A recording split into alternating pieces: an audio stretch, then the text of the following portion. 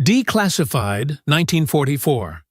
High above the sweltering jungles of the Pacific, a lone predator scans the skies.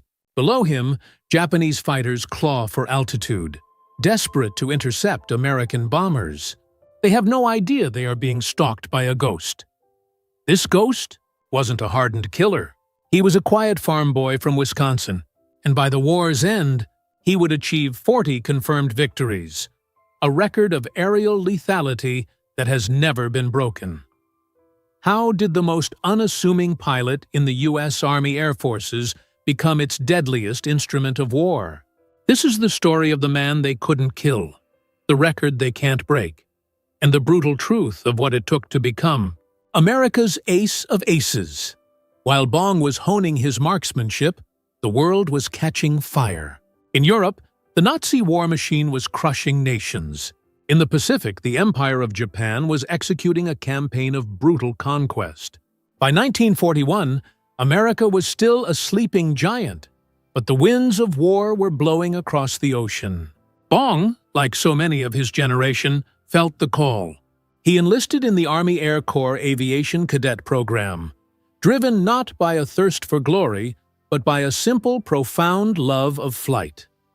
His instructors saw it immediately. The boy was a natural. He didn't just fly an airplane, he became part of it. The controls were an extension of his own body. But with this raw talent came a dangerous edge, a restlessness. Stationed at Hamilton Field in California, Second Lieutenant Bong was introduced to the most advanced and perhaps the most lethal fighter in the American arsenal, the P-38 Lightning. He fell in love, and that love nearly destroyed his career before it ever began. Official reports, sanitized and filed away, document a series of unauthorized aerobatic displays. But the reality was far more reckless. Bong treated the skies over San Francisco as his personal playground. He flew his P-38 down Market Street, so low that pedestrians could see the rivets on its wings. He looped the Golden Gate Bridge, a flagrant, breathtaking violation of every rule in the book. He was showing off, yes, but he was also testing the limits. His own and the aircraft's. His commanding officer, General George Kenney, was a man who had no time for hotshots. He was a stern, brilliant tactician responsible for the entire 5th Air Force. When Bong was brought before him, expecting to be grounded for good, he faced a storm. The reprimand was severe, a dressing down that would have shattered a lesser man. But Kenney saw something else in the young pilot's eyes. It wasn't arrogance, it was confidence, an absolute, unshakable mastery of his machine. He saw what the flight instructors saw, a prodigy. Kenney, one of the most perceptive commanders of the war, made a decision that would change the course of the air war in the Pacific. Instead of ruining the boy's career, he would forge him into a weapon. He kept Bong under his direct command, assigned him more training, and then he unleashed him. By September 1942, Bong was deployed to New Guinea. This was the bleeding edge of the war. A brutal, unforgiving battlefield where American forces were desperately trying to halt the Japanese advance. The Japanese pilots he would face were not rookies. They were battle-hardened veterans, masters of their craft, who had been fighting since 1937. They flew the Mitsubishi A6M-0, a fighter so agile, so legendary, it could outmaneuver almost anything the Allies put in the sky. On paper, a farm boy from Wisconsin with a handful of flight hours stood no chance. But Bong wasn't flying just any plane. He was flying the P-38 Lightning, designed by the legendary Clarence Kelly Johnson at Lockheed. The P-38 was a monster, a revolutionary aircraft that looked like nothing else in the sky. Its twin-boom design, powered by 2 roaring Allison engines, gave it incredible speed and an astonishing rate of climb. Most importantly, all its weapons, 4 50-caliber machine guns and a 20mm cannon, were clustered in the nose. This was a critical design choice. Wing-mounted guns had to be angled to converge at a specific point. Fire too early or too late, and you'd miss. The P-38's firepower, however, shot straight forward in a concentrated buzzsaw of lead and high explosives. If a pilot could get a target in his sights for even a fraction of a second, the result was utter annihilation. But the Lightning had a dark side. It was a killer. The plane was notoriously difficult to master. Its advanced turbo-superchargers were temperamental. In a high-speed dive, it suffered from a terrifying phenomenon called compressibility, where shock waves would form on the wings, freezing the controls and sending the pilot into an unrecoverable terminal plunge. Dozens of American pilots had already died just learning to tame the beast. The Japanese masters of the dogfight knew the Allied playbook. They would lure American fighters into a low-speed turning battle, where the Zero was king. An American pilot who tried to turn with a Zero often died in a matter of seconds. Richard Bong didn't try to turn. In his first combat missions over Buna, New Guinea, he watched, he learned, and he calculated. He saw the Zeros dance through the sky, and he understood. He could not win their game, so he invented his own. His doctrine was brutally simple. 1. Use the P-38's powerful engines to climb above the enemy. Always hold the altitude advantage. 2. Convert that altitude into speed, diving on your target in a high-speed pass. 3. Unleash the devastating firepower of the nose-mounted guns in a single, precise, controlled burst. 4. Use your momentum to climb back to the safety of high altitude. Never stick around, never turn. Hit and run. His combat reports were a reflection of his personality. Understated, clinical, and brutally efficient. He noted altitude, engagement conditions, and the outcome. What the reports didn't capture was the genius at work. Other pilots would spray long, hopeful bursts of ammunition. Bong was different. His gun camera footage, later studied by intelligence officers, showed a chilling pattern. Patient stalking, careful positioning, a brief, violent firing pass, and immediate disengagement. His squadron mates were in awe. Major Thomas Lynch, another decorated ace, described Bong's technique as that of a surgeon. He was patient, precise, and wasted nothing. His ammunition efficiency was off the charts. The key was his innate understanding of deflection shooting, the art of firing not where the target is, but where it is going to be.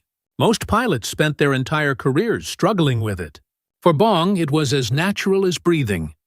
His victory count began to climb. 1 kill, then 2 on a single mission. A bomber here, a Zero there. He was a quiet, phantom-like presence in the sky, appearing from nowhere, striking with lethal precision and vanishing back into the sun. The Japanese, analyzing their losses, started noting a pattern: vicious, high-speed attacks from above by a twin-tailed devil. They gave the P-38 a chilling nickname, the Fork-Tailed Devil. And Richard Bong was its most terrifying practitioner. On his own P-38, he painted the name of his sweetheart back home, Marge. It became a legendary sight in the Pacific skies, a symbol of death for his enemies, and a symbol of hope for the bomber crews he escorted. By early 1943, he was an ace. By the end of the year, his tally was growing at a staggering rate, and the quiet farm boy was becoming a living legend. July 1943, above the port of Lae, New Guinea. The air was thick with smoke and fear. A massive formation of Japanese bombers, escorted by a swarm of Zero fighters, thundered towards Allied positions on the ground. For the soldiers huddled in their foxholes, it looked like an unstoppable wave of destruction. But high above, in the blinding sun, Bong and his squadron were climbing, positioning themselves for the slaughter. This engagement would become a textbook example of Bong's evolving genius. He was no longer just a lone wolf, he was a conductor of aerial violence. Instead of diving in head first, he held his flight group at a superior altitude, forcing the Japanese to look up into the glare. He waited with chilling patience for the enemy formation to commit to its bombing run. He watched for the exact moment a bomber would expose its belly, or a Zero would break formation. Then he gave the order to attack. The P-38s fell from the sky like silver sharks. Bong led the charge, his plane a blur of speed and purpose. He didn't engage the agile Zeros. He went straight for the bombers, the heart of the enemy formation. A single precise burst from his nose cannon, and a Mitsubishi bomber simply disintegrated in a blossom of fire and black smoke. He didn't linger to watch it fall. He was already climbing, converting his speed back into precious altitude, scanning for his next victim. His squadron followed his lead, striking and vanishing, sowing chaos and confusion among the Japanese pilots who couldn't track the faster, more powerful American fighters. The results were devastating. Multiple enemy aircraft were destroyed for minimal Allied losses. Japanese combat reports from this period are filled with a sense of dread, describing encounters with American fighters who attacked with a speed and precision they simply could not counter. They knew they were being hunted by experts. By November 1943, Richard Bong had 21 confirmed victories. This wasn't just an impressive number, it was historic. He was now one of America's top aces, a celebrity in a war that desperately needed heroes. General Kenny, ever the shrewd commander, knew the value of a symbol. He personally decorated Bong with the Distinguished Service Cross, and then he did something Bong hated. He sent him home. Bong was ordered back to the United States for a war bond tour. Suddenly, the quiet pilot who let his flying do the talking was thrust into the spotlight. He was paraded before cheering crowds, his face plastered on newspapers from New York to California. The American public embraced him. He was the humble farm boy who had become a dragon slayer, the personification of American ingenuity and courage. But Bong was miserable. He despised the ceremonies, the speeches, the endless handshakes. In letters to Marge, he confessed that his heart was still in the Pacific, with the pilots who were still fighting and dying. He felt like a fraud, a show pony, while his brothers in arms were in the thick of it. He relentlessly petitioned General Kenny, practically begging to be sent back to combat. Finally, Kenny relented. By March 1944, Bong was back in New Guinea, and a surprise was waiting for him: a new, upgraded P-38J Lightning. This was a refined killing machine. It boasted improved engines, a more effective cockpit heating system for high-altitude flight, and, most importantly, hydraulically boosted ailerons. This innovation gave the P-38 far better maneuverability at high speeds, mitigating one of its most significant weaknesses. In Bong's hands, the P-38J was not just a fighter. It was a scalpel. He returned to a different war. The years of brutal attrition had taken their toll on the Japanese air forces. Many of their veteran pilots were gone, replaced by young men with limited training and flight time. The experience gap between the two sides had become a chasm. For an American ace like Bong, with hundreds of hours of combat experience, facing these new pilots was often, tragically, like a hawk facing a sparrow. His tactical approach continued to evolve. He perfected the head-on attack, a maneuver that required unimaginable nerve. Most pilots would break off early, terrified of a mid-air collision. Bong held his course, his eyes locked on the enemy, firing until the last possible second. The closing speed was over 800 miles per hour. The window for a kill was less than a second. Bong's gun camera footage shows him repeatedly flying directly through the debris of his victims.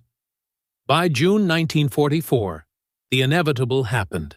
During a mission over New Guinea, Bong shot down his 27th and 28th enemy aircraft. In doing so, he surpassed the legendary Eddie Rickenbacker's World War I record of 26 kills. Richard Ira Bong was now, officially, America's greatest living fighter ace. General Kenny was both proud and terrified.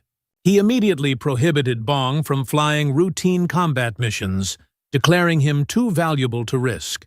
Bong, he argued, was a national treasure. His loss would be a catastrophic blow to morale. Bong was furious.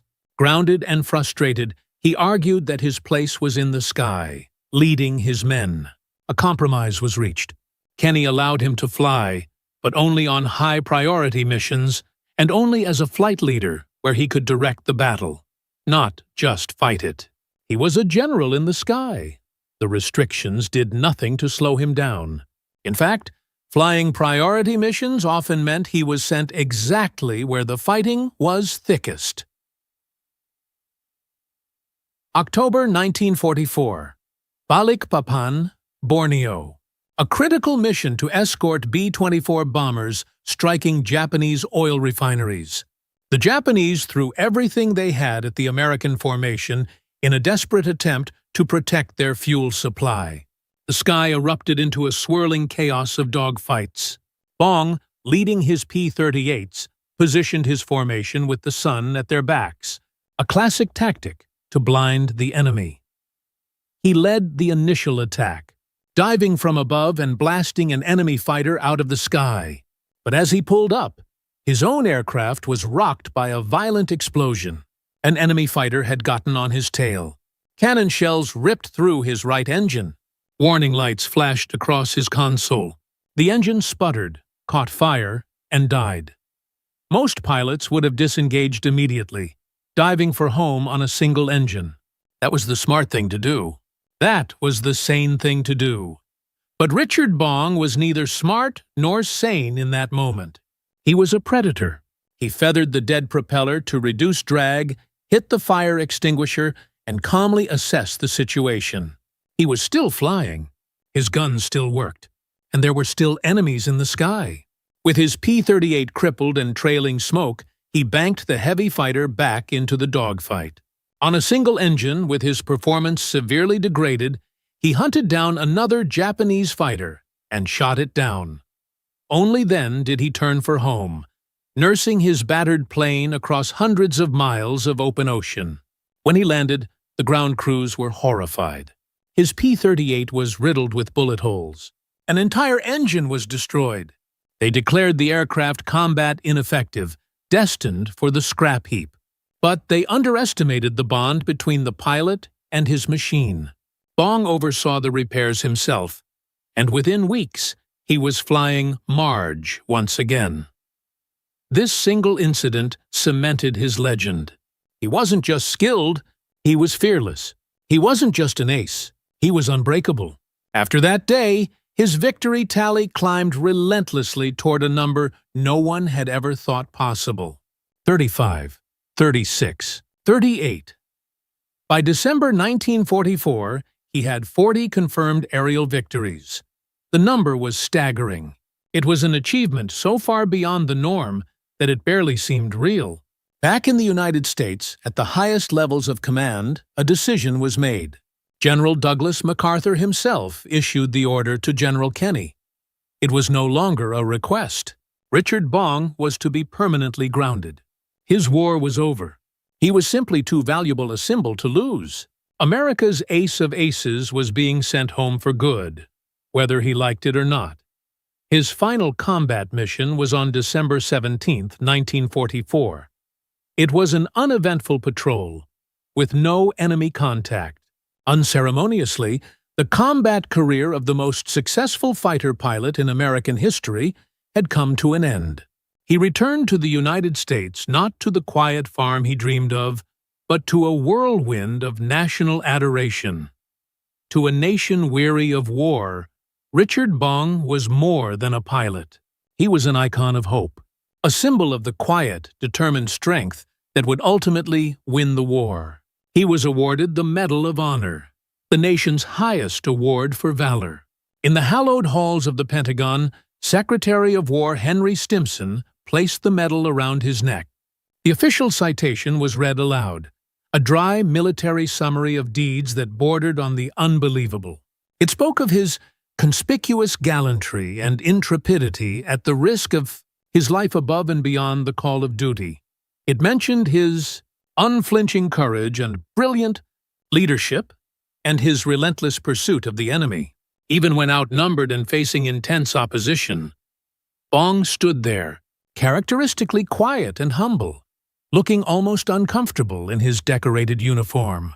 This was a man who communicated through action, not words, who felt more at home in the cramped cockpit of a P-38 at 20,000 feet than he did in a room full of generals and politicians. After the ceremonies, he finally found a moment of peace. On February 10, 1945, he married his sweetheart, Marge Vattendahl, in a church in Superior, Wisconsin. For a brief moment, the deadliest ace in American history was just a husband, a young man hoping to build a life far away from the scream of diving aircraft and the flash of cannon fire. The war in Europe was in its final bloody throes, and the end of the global conflict finally seemed within reach. But what was the real secret to his phenomenal success?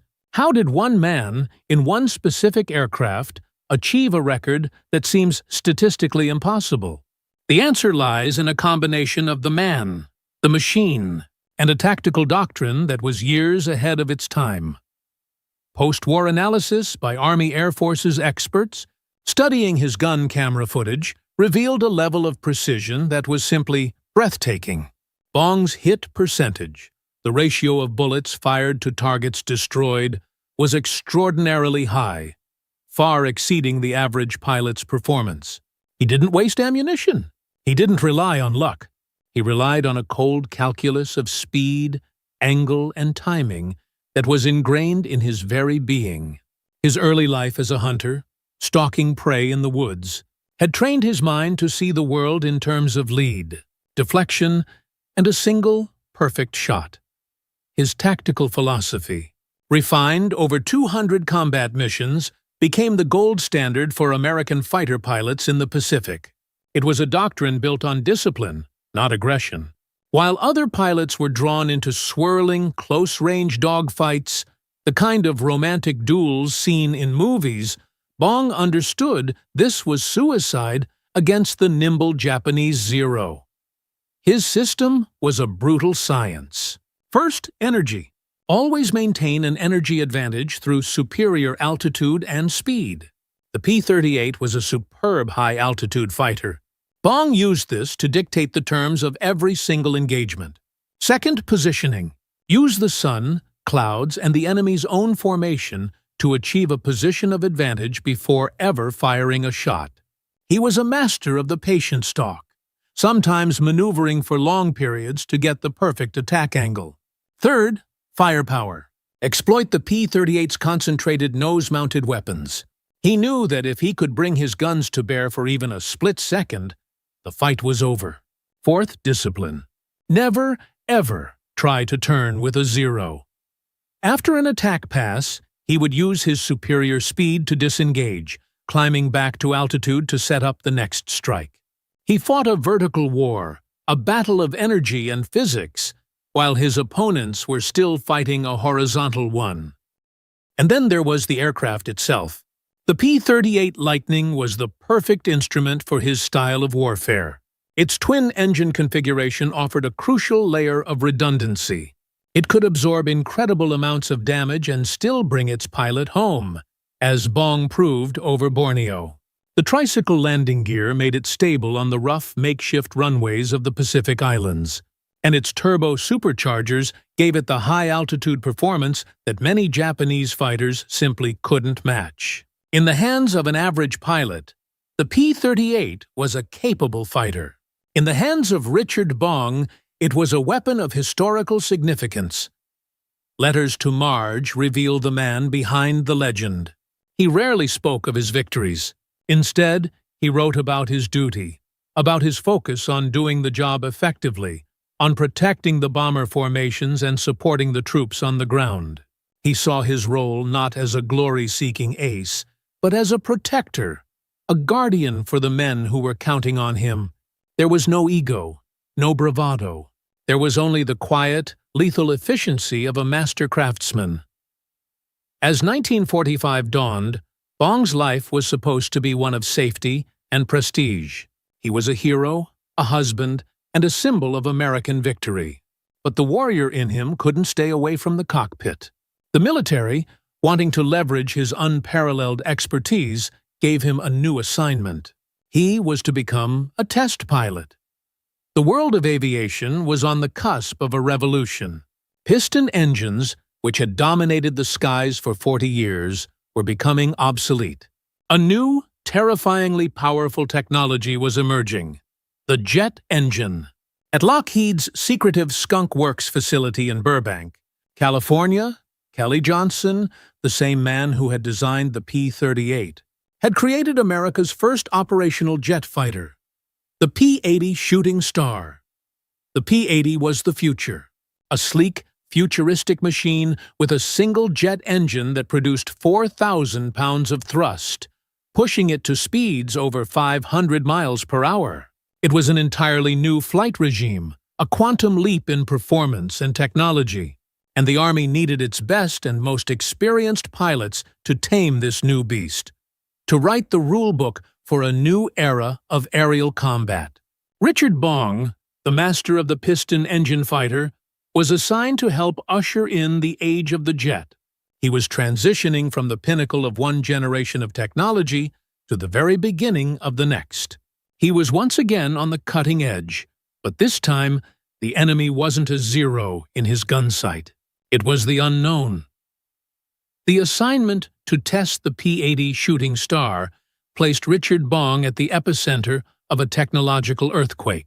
He, who had mastered the most complex piston fighter ever built, was now a student again.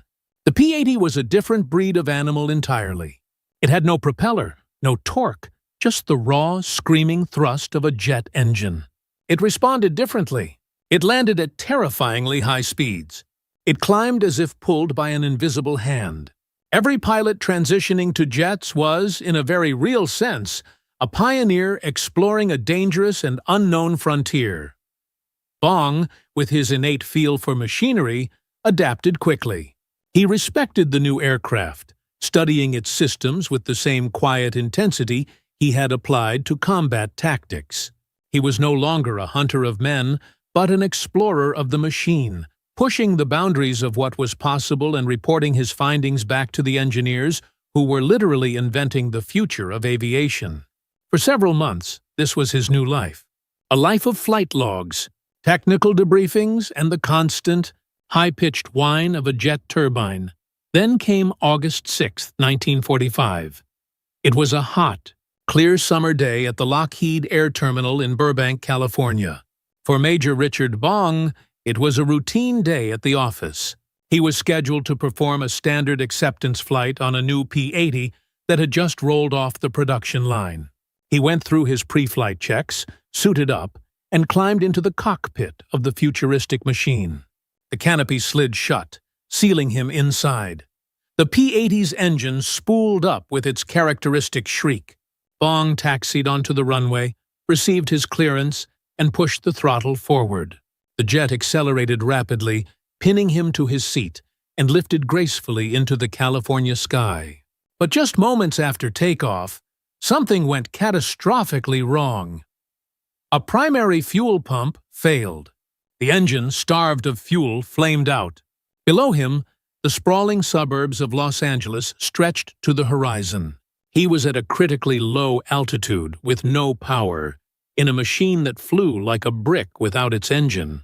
For the man who had survived 200 combat missions, who had faced down swarms of enemy fighters, who had flown a crippled P-38 home on a single engine, this was his final, most desperate battle. It was a battle against gravity and time. He fought for control. His training kicked in. He attempted the emergency restart procedures, but there wasn't enough altitude. He tried to glide the powerless aircraft back towards the runway, but he couldn't make it. In the final fleeting seconds of his life, with the ground rushing up to meet him, he made one last decision. He tried to bail out, but it was too late. He was too low. The P-80 crashed into a field and exploded in a ball of fire. Major Richard Ira Bong, the ace of aces, the farm boy from Wisconsin, the deadliest American fighter pilot in history, was killed instantly. He was 24 years old. On the exact same day, half a world away, an American B-29 bomber named the Enola Gay flew high over the clear skies of Japan. It opened its bomb bay doors and released a single, strange-looking weapon. That weapon fell towards the city of Hiroshima, and in a blinding flash of light, it erased a city and unleashed the terrifying power of the atom. The world had changed forever. The news of Richard Bong's death, the death of America's greatest war hero, was a minor story, buried beneath the colossal, world-shattering headlines announcing the dawn of the atomic age. In a profound and tragic irony, the master of conventional aerial warfare died on the very day that his type of war was rendered obsolete. 80 years later, Richard Bong's record of 40 confirmed victories remains unbroken, and it is a record that will almost certainly stand for all time. Modern air combat, a sterile affair of radar screens and beyond visual range missiles, will never again produce the close quarters, visual range dogfights that defined the Second World War. The era of the gunslinging ace is over. The true measure of Bong's impact was not just in the 40 enemy aircraft he destroyed. It was in the bomber crews he shepherded to safety, in the ground troops who looked to the skies for his protection, and in the tactical doctrine he pioneered that saved the lives of countless other pilots. His methods became the foundation of American fighter tactics for years to come. General George Kenney, the man who saw the prodigy behind the rule breaker, later wrote that Bong was the greatest fighter pilot he had ever witnessed. Kenney noted that Bong's incredible success came not from aggression, but from its polar opposite, a calm, calculated precision. He made killing look effortless because he was a master of sound, repeatable, tactical principles.